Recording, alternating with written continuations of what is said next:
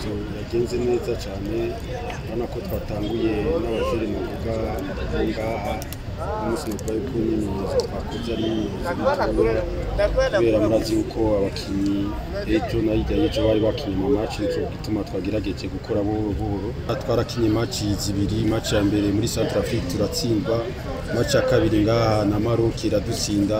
Nuvuga yuko tutarata icizere, haracasigaye inkino zine, nuvuga yuko tugiye gushira inguvu zose muri izi match zibiri za Mauritania ari na retour.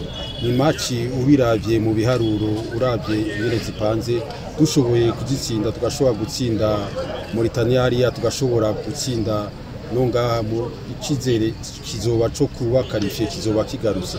Nico gituma tugiye gukora ibishoboka byose turabe yuko izi match zibiri tugiye gukina tuzoshobora kuronka itsinda. Effectif ko dutwara effectif y'abakinyi benshi kuko murazi nk'ubu kenshi kubera ikiza cyateye ca Covid hari aho mushobora kugenda ugasanga barabapimye kumva ngo hari abakinyi nka 4 canke 5 ngo baragwaye.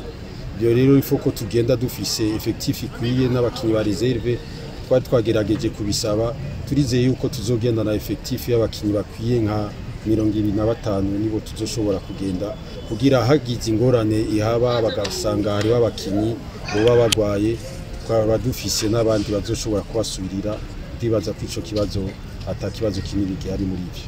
Bo uravye ingene twagize murazi yuko duheruka gukina urukino rwa kivandimwe muri Tanzania, ikintu twagendeye ko twaragerageje gufata nk'abajya abakinyi muri Tanzania bari muri Tanzania na effectif n'inkingi nyene. Uvuga ko umukinyi ashobora kuzo kwiyongera ko nk'abandi nk'abakinyi kwiyongera ko abandi bakinyi nka 2 canke 3 kuri bajyanye twari dufise muri Tanzania. Murazi ko duheruka kuronka n'undi mukinyi mushasha kina muri Sweden, turacarindiriye inyishu ya FIFA kugira azoshobore kuza nawe, turizeye ko azokwifatikanya n'abandi. Ndibaza uravye benshi nibajya bari muri Tanzania, murabona yuko inamba y'ubu abakinyi dufise ari harimo abakinyi bo hanze hamwe no ngaha twaragerageze kuhereza amahirwe abakinyi bo ngaha, kandi mwarabonye hari wabashoboye gukina muri Tanzania yerekana yuko no ngaha muri championnat ngaha dufise abakinyi beza.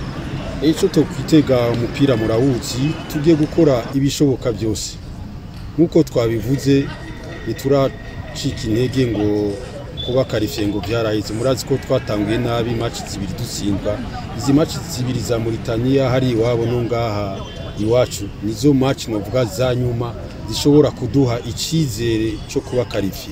Cyo gituma mubona ko twashizemo ingufu nyinshi, tuzogenda n'abakinyi batari bake, tuzogenda n'indege yacu. Nizo match novuga yuko arizo zibiri zisigaye kugira tushoboye kuzitsinda tuzoce tugumana amahirwe yo kuba qualifié muri CAN. Novuga yuko tuzokora ibishoboka byose kugira tunezereza abarundi. Embo gushika n'ubu kuri nosa federation yashoboye kwandikira FIFA, novuga yuko inyishu turacayirindiye.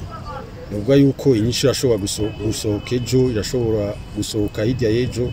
Nibaza yuko nkuko umunsi w'Imana tuzoshobora kuba twamenye yuko azoshobora kwifatikanya n'abantu.